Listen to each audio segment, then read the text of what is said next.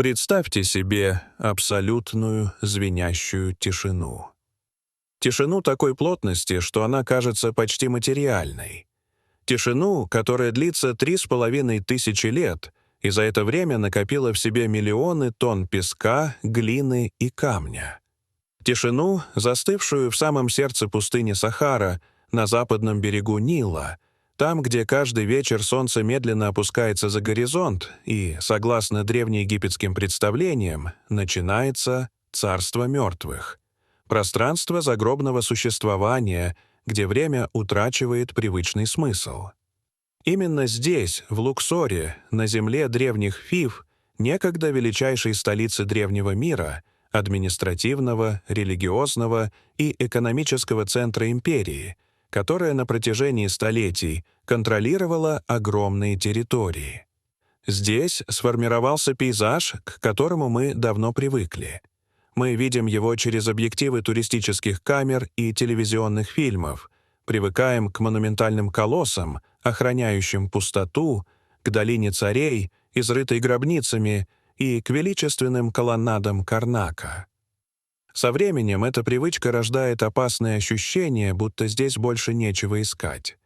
Будто каждая песчинка уже просеяна, каждый камень перевернут, каждая мумия описана, отсканирована и занесена в каталоги.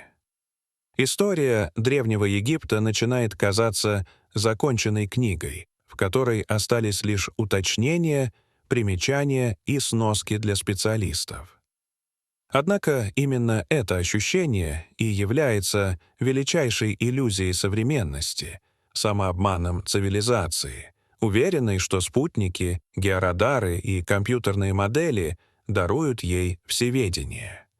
Египет лишь молчаливо наблюдает за этим высокомерием, потому что песок — идеальный сейф. Он не просто скрывает следы прошлого, он консервирует реальность, запечатывает время и сохраняет мгновения в их первозданном виде. В сентябре 2020 года, в момент, когда современный мир был парализован страхом перед глобальной пандемией, когда границы государств закрывались одна за другой, аэропорты пустели, а самолеты застывали на бетонных полосах, в египетской пустыне произошло событие, которое мгновенно отодвинуло на второй план все новости о вирусах и карантинах. Под слоем вековой пыли, всего в нескольких метрах от туристических маршрутов, по которым десятилетиями ходили миллионы людей, Земля внезапно раскрыла то, что считалось навсегда утраченным. Это не было очередное открытие гробницы, ведь гробницы — это дома для мертвых, холодные и статичные декорации вечности, наполненные золотом, заупокойными текстами и заклинаниями. То, что оказалось под песком, было совершенно иным, пугающе живым, словно застывший кадр прошлого. Это была настоящая капсула времени, не метафора и не поэтический образ, а физически существующий, герметично закрытый и законсервированный фрагмент реальности, запечатанный в X веке до нашей эры. Под песком обнаружился целый город. Золотой город Атона, потерянный мегаполис, египетские Помпеи. Но если римские Помпеи погибли от внезапной ярости вулкана, мгновенно накрывшего жителей пеплом и лавой, то этот город исчез иначе. Без огня и катастроф. Он погиб от холода человеческой воли и административного приказа. Его не разрушили варвары, не сожгли завоеватели и не смыло наводнением. Его просто выключили, так же буднично и бесповоротно, как выключают свет в комнате, выходя из нее навсегда.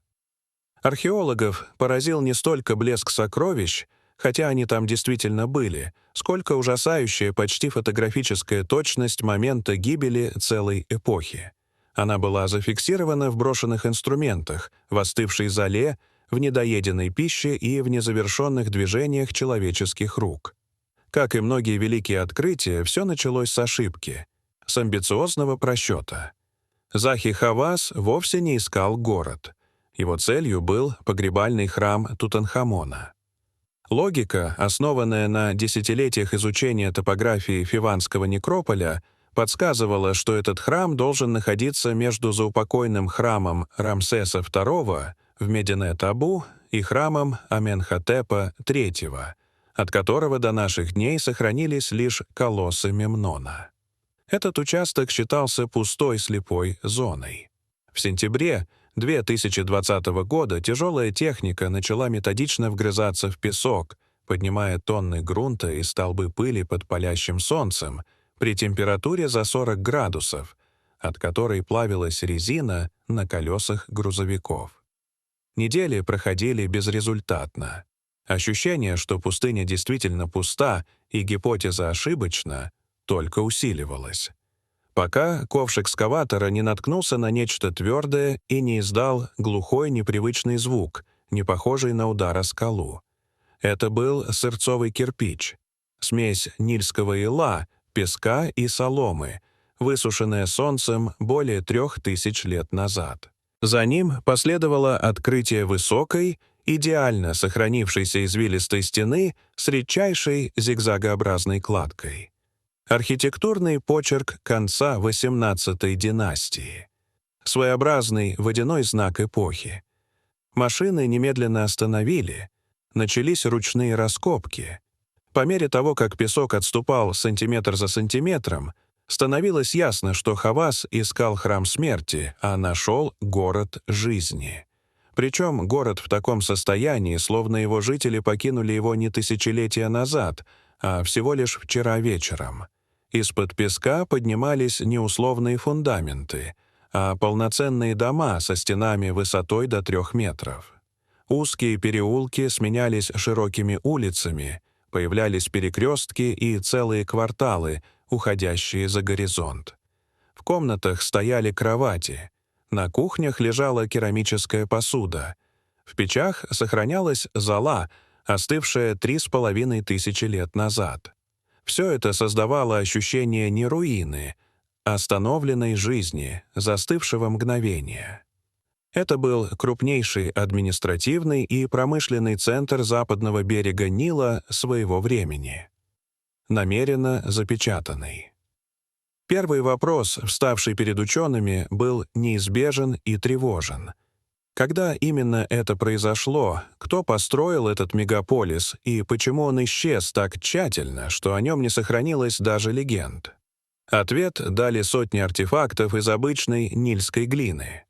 На печатях, керамике, амулетах и сосудах снова и снова повторялся один и тот же картуш с именем Небмаатра, тронным именем Аменхотепа III, фараона Солнца, при котором Египет достиг абсолютного пика могущества, богатства и международного влияния. Эпохи, воспринимавшейся современниками как «золотой век», когда дань стекалась со всего известного мира, а золото ценилось дешевле дорожной пыли. Город был построенным как резиденция и как экономическое сердце дворца Малкота. Здесь жили ремесленники, ювелиры, ткачи, администраторы и жрецы, обслуживавшие огромную государственную машину. Однако этот процветающий мегаполис оказался брошен не из-за войны или природной катастрофы. Он был оставлен по приказу собственного царя, сына Аменхотепа III, будущего Эхнатона, человека, решившего бросить вызов тысячелетнему религиозному порядку, отвергнуть старых богов, запретить имя Амона, закрыть храмы Карнака и Луксора и объявить единственным истинным богом солнечный диск Атон. Ради этого он приказал оставить богатый, удобный и прекрасно организованный город и уйти в пустыню, чтобы строить новую утопию на выжженной земле. Археология зафиксировала этот исход с пугающей точностью. В мастерских остались бронзовые пилы и медные зубила, незаконченные амулеты, формы для литья, тигли с застывшим стеклом, горшки с мясом, на которых сохранились надписи с датами последних лет правления Аменхотепа III. Они выглядят как этикетки из супермаркета бронзового века и говорят о том, что жизнь кипела до самой последней минуты. В одном из домов под полом был найден скелет человека с туго связанными коленями. Без погребальных даров, без имени. Он был брошен и засыпан землей, как мусор, и стал немым свидетельством насилия и страха, сопровождавших это великое переселение. Архитектура города окончательно раскрыла его сущность. Зигзагообразные стены не только обеспечивали устойчивость, но и создавали систему контроля. Узкие проходы и жесткая зонированная структура превращали город в золотую клетку. Когда фараон выключил эту систему, люди оказались полностью беспомощны. После смерти Эхнатона при Тутанхамоне произошло краткое и неуверенное возвращение.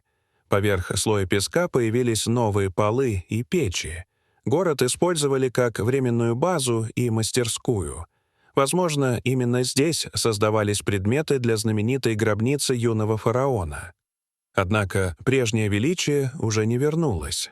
Дворцы сохранили следы идеологической войны, сбитые лица на фресках, стертые имена богов. Свидетельство того, как египтяне воевали со своей собственной историей.